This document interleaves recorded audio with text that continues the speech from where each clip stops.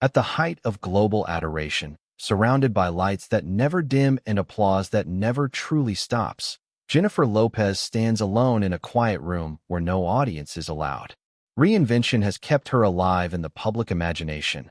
New sounds, new faces, new eras, but each transformation has demanded a private sacrifice. The tragedy is not scandal or collapse. It is subtler, heavier, and harder to see. It is the cost of becoming endlessly adaptable while never fully at rest. From the outside, her life reads as triumph layered upon triumph. Yet beneath the choreography of success lies a persistent ache, an unspoken loneliness sharpened by expectation, scrutiny, and the pressure to remain unforgettable. Each reinvention promises renewal, but also resets the clock on belonging. Each comeback invites praise, but postpones peace. The world applauds the performance. The mirror remembers the toll. This is not a story about failure. It is a story about endurance, about a woman who learned early that love could be conditional and survival could be performative.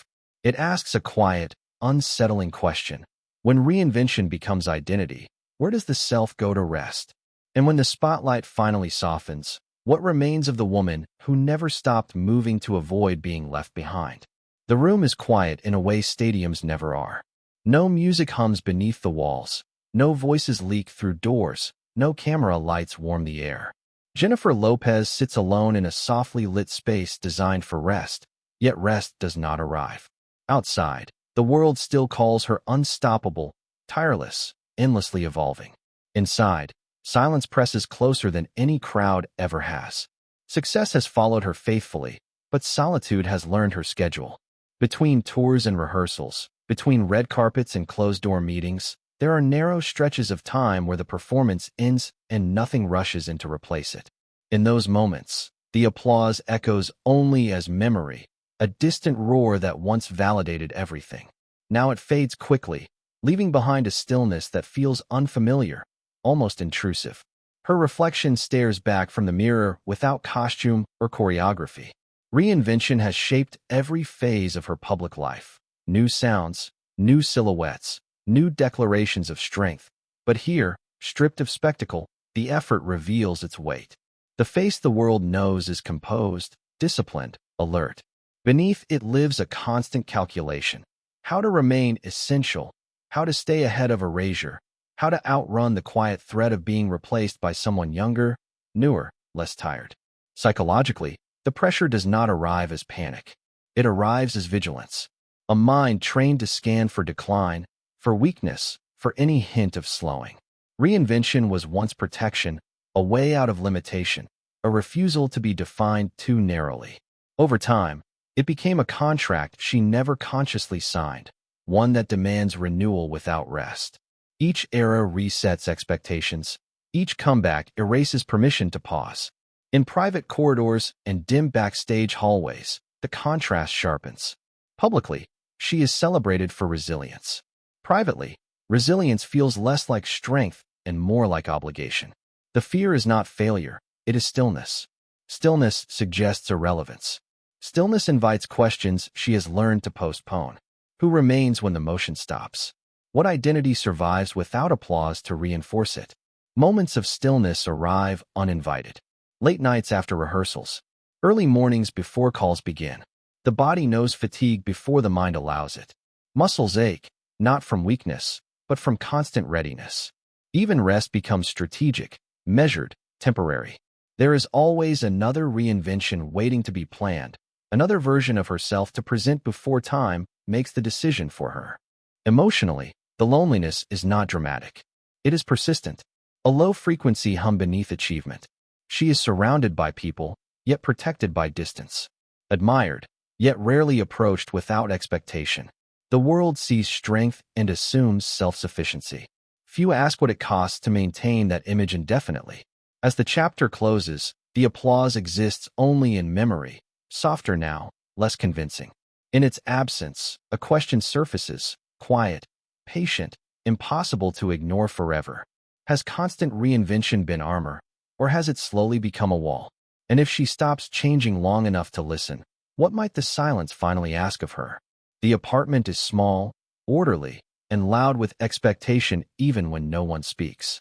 Childhood unfolds in rooms where discipline substitutes for comfort and affection arrives measured, conditional, earned. Jennifer learns early that softness invites disappointment, that hesitation costs ground. In this world, toughness is not a trait admired later in life.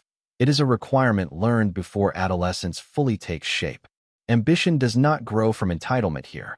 It grows from necessity. Dreams are whispered, not indulged, and survival wears the mask of responsibility.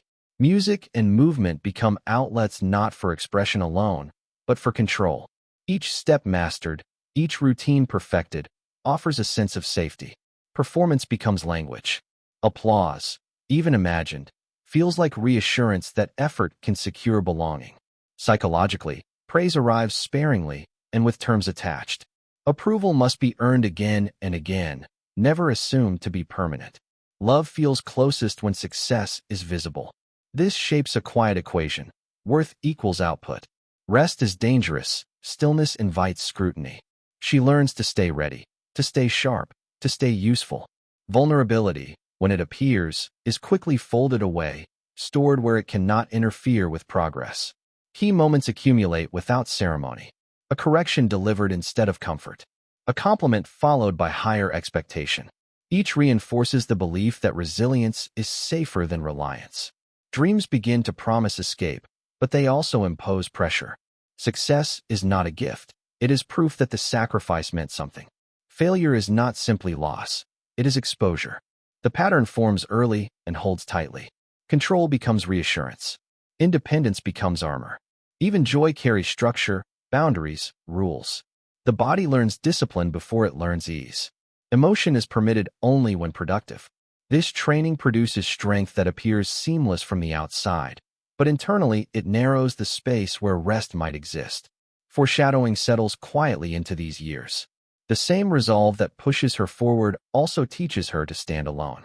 Dependence feels risky. Trust feels conditional. Intimacy, though desired, appears fragile under the weight of expectation. She does not articulate this yet. She lives it instinctively. As childhood closes, a vow forms without words, shaped by observation rather than declaration. Never wait to be chosen. Never rely on anyone to remain. Keep moving, keep proving, keep becoming. It is a promise that feels protective in the moment, one that will later ask to be paid in full. It is a vow sealed quietly, without witnesses, carried forward like a private law.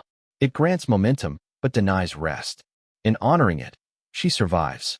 In keeping it, she unknowingly postpones something essential, something human, something she will one day have to confront when strength alone is no longer enough and silence finally asks for honesty. Success arrives not as relief, but as acceleration. The doors open quickly, then refuse to close. Stages replace small rooms, studios replace familiar streets, and time begins to fracture into call sheets and countdowns. Jennifer Lopez moves from anonymity into visibility with astonishing speed, carried forward by momentum that leaves little space to process what has been gained or what has been surrendered. Externally, the ascent looks seamless. Opportunities multiply, and each new role, each new sound, expands her presence in culture. Internally, the expansion feels like contraction. Privacy evaporates first. Ordinary mistakes become public property. Ordinary emotions are interpreted, projected, debated. The world watches closely, and in doing so, quietly alters her behavior. Guardedness becomes instinct. Caution replaces ease. Psychologically, identity begins to fragment. Reinvention is no longer a strategy. It is an expectation. Each era introduces a refined version of herself, more polished, more deliberate, more aware of perception. The person she once was does not disappear, but she becomes harder to access, buried beneath layers of performance and anticipation. Success requires consistency, yet demands constant novelty. The contradiction strains something internal, something untrained for this kind of pressure. Relationships bend under scrutiny. Affection attracts commentary. Trust becomes provisional, extended carefully, withdrawn quickly. Intimacy struggles to survive in an environment where every connection is evaluated for motive. The loneliness of ascent emerges not from isolation, but from exposure. She is seen everywhere, yet known nowhere in full. Key moments pass in flashes, premieres, recordings, crowded rooms where laughter sounds rehearsed. Doubt appears late at night, when schedules finally pause and the body remains alert, unwilling to stand down. The mind reviews performances not for pride, but for potential flaws. There is always something to refine, something to correct, something to outrun. Fame offers recognition, but it does not offer shelter. It confirms worth publicly while eroding safety privately. Applause validates effort, but disappears quickly, demanding renewal. Each success raises the cost of failure. Each achievement narrows the margin for error. The pressure to sustain momentum grows heavier, less visible, but more constant. Foreshadowing settles into the rhythm. The pace cannot slow without consequence. Stillness feels dangerous. Stopping invites disappearance. The vow formed earlier tightens its hold. Keep moving, keep proving, keep becoming. Yet the emotional toll accumulates quietly, unacknowledged, stored away for later. As the chapter closes, pressure peaks beneath the surface. The ascent has delivered everything promised and revealed everything it cannot provide. The forward motion continues, but something inside begins to resist, signaling that this velocity cannot be maintained forever. The question is no longer whether she can keep going, but what will happen when momentum finally collides with the need for something fame was never designed to give. At the height of fame, time begins to feel adversarial. The industry moves faster, hungrier, less forgiving, and Jennifer Lopez adapts with precision sharpened by experience. Reinvention accelerates not as experiment, but as defense. Each new era arrives carefully engineered, sound refined, image recalibrated, narrative adjusted, because standing still now carries consequences she understands too well. The settings oscillate sharply. One moment unfolds in spectacle, blinding lights, choreographed triumph, the roar of approval rising on cue. The next retreats into seclusion, quiet rooms where decisions are made without witnesses, where silence returns with questions rather than comfort. Public success expands, private recalibration tightens. The contrast grows more pronounced, more exhausting. Emotionally, the central conflict sharpens around fear, specifically, the fear of stillness. Slowing down no longer suggests rest, it signals disappearance. In an unforgiving industry that measures relevance in real time, momentum feels like oxygen. To pause is to risk suffocation. The body keeps moving even when the mind asks for quiet. Fatigue is acknowledged only as something to be managed, never honored. Key events arrive as turning points disguised as adjustments. Shifts in creative direction. Changes in personal alignment. Public narratives evolve to maintain coherence while private emotions remain unresolved. Losses occur without ceremony, processed quickly, stored away so they do not interfere with productivity. Longing is deferred. Disappointment is reframed as motivation. The machine keeps running. Psychologically, reinvention completes its transformation from choice to necessity. What once empowered now dictates. Identity becomes modular, adaptable, efficient. Each version of herself is strong, but integration grows harder. There is little space to grieve what has been relinquished in exchange for endurance. The cost is cumulative, not catastrophic, which makes it easier to ignore and harder to escape. The isolation deepens subtly, not because she lacks connection, but because connection requires presence, and presence requires stillness. Intimacy competes with schedules, with expectations, with the unspoken demand to remain exemplary. Even vulnerability becomes curated, offered selectively, controlled for impact. The public applauds resilience, unaware of the quiet discipline required to sustain it. Foreshadowing darkens as momentum stretches thin. The pace cannot accelerate indefinitely without consequence. The emotional reserves that once absorbed pressure begin to show strain. Nights grow longer. Reflection intrudes more frequently. The question she has avoided begins to surface with greater insistence. Who is she when transformation is no longer enough? As the chapter closes, unresolved tension lingers. She has mastered the art of becoming, refined it into survival. Yet mastery brings its own dilemma. If reinvention has become the means to endure, What happens when there is nothing left to change? Can she remain whole without constant motion, or has the act of transforming become inseparable from her sense of safety? The answer waits, uncomfortably, in the stillness she has spent a lifetime outrunning. The tempo finally changes. Not abruptly, not dramatically, but enough to be felt. The music softens, and with it, the urgency that once governed every decision loosens its grip. Jennifer Lopez stands in a quieter season, where time no longer feels like an opponent to defeat, but a presence to acknowledge. The setting is intimate now, rooms chosen for comfort rather than visibility, moments unmarked by countdowns. Reflection arrives without spectacle. Aging reframes everything. The metrics that once defined success, charts, headlines, momentum, lose their authority. What remains is inventory, not of awards or milestones, but of emotional residue. What was preserved? What was postponed? What was lost quietly along the way? There is no confession here, no dramatic reckoning. Instead, there is recognition. Consequence, finally named without defense. Emotionally, acceptance begins to replace vigilance. The need to prove softens into a desire to understand. The body carries memory differently now. Less urgency, more awareness. Fatigue is no longer an enemy to be concealed, but a signal. Stillness no longer feels immediately dangerous, though it remains unfamiliar. In its presence, long-deferred questions surface with clarity rather than accusation. Psychologically, this chapter is not redemption. It is integration. Ambition is not rejected, it is contextualized. Loneliness is not dramatized. It is acknowledged as a companion shaped by years of motion and control. The parts of herself once kept separate, the disciplined performer, the vigilant protector, the private woman, begin to exist in the same space without immediate conflict. Not merged fully, but no longer at war.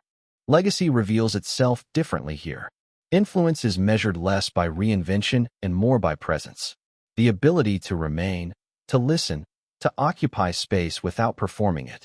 Relationships, once strained by pace and scrutiny, are reconsidered not for what they offer publicly, but for how they feel privately. Trust is no longer rushed. Intimacy is approached without choreography. The silence in this season feels different from earlier chapters. It is not empty, but spacious. It allows memory to settle without demand. There is pride here, undeniable and earned. There is also grief, unspoken but real. Not for what failed, but for what was necessary at the time and costly in retrospect. Strength carried her forward. It also kept her guarded. The question of rest emerges gently, persistently. Can rest exist without guilt? Can staying be as powerful as becoming? These are not questions answered quickly. They resist resolution. They ask for patience rather than strategy, for presence rather than performance. The music does not stop entirely. It fades into background, no longer commanding attention. What remains is the woman who lived inside the movement, now learning to inhabit stillness without erasing herself. This is not an ending, but a threshold. Reinvention no longer dominates the narrative, yet it has not fully released its hold. As the chapter closes, the open loop lingers. The future does not demand another transformation, but it does require a decision, whether reinvention can finally give way to rest, or whether learning to stay, unguarded and unfinished, will prove to be her most difficult transformation yet.